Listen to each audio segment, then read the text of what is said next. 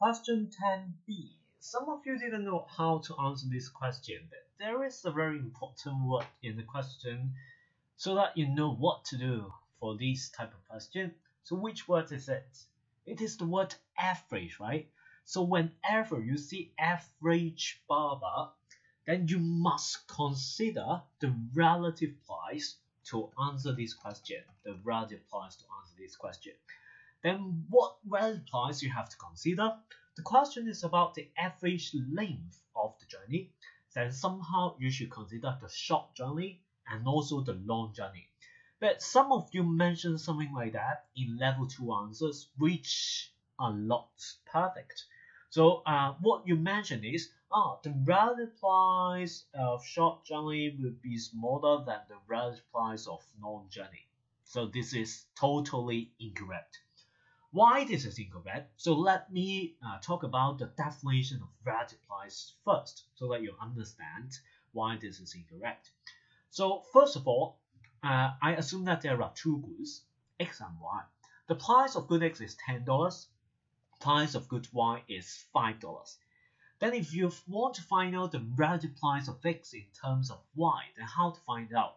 You need to ask yourself, how many units of Y you have to forgo to buy 1 unit of X? Let me ask you again. How many units of Y you have to forgo to buy 1 unit of X? And in this case, because you spend $10 to buy X, right? And then this $10 can enable you to purchase 2 units of good Y, because $10 can purchase 2 units of good Y, right? And somehow you do simple calculation, 10 over 5, then you can find out the answer, which is 2 units of good Y.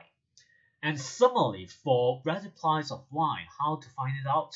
It will be just the opposite, 10 over 5 over 10, then you have 0.5 units of X. Notice that, so for these two relative price, we have different units, right? So for relative price of X, it is equal to 2Y. For relative price of Y, it is equal to 0.5x. Can I say that, we know that 2 is larger than 0.5, right? Can I say that the relative price of X is larger than the relative price of Y? Can I say so?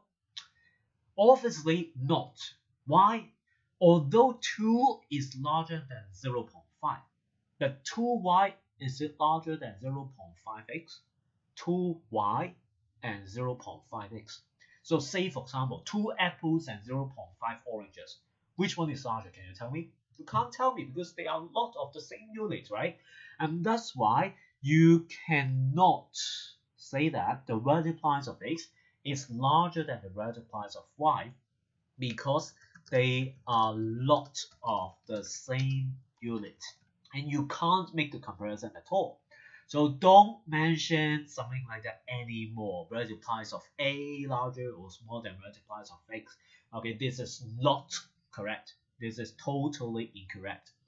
Then what you have to say this time, so you can't say the relative price of short journey is smaller than relative price of long journey. The only thing you can say is that you know that for short journey and also long journey, the money price will decrease because of the subsidy. But this $120 is more significant for the short journey, right? Initially, for the short journey, maybe the price is only $1,000. Then there is a $120 reduction in the price. Then this is already very large out of that $1,000. But for the long journey, maybe you spend $20,000 2,000蚊先至平咗120. So then this is very small comparatively or relatively, right? And that's why there are two ways you can describe this situation. The first way is that you can say relative price of the short journey decreases.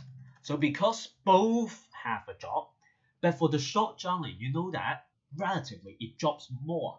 And that's why I can say that the relative price of short journey decreases.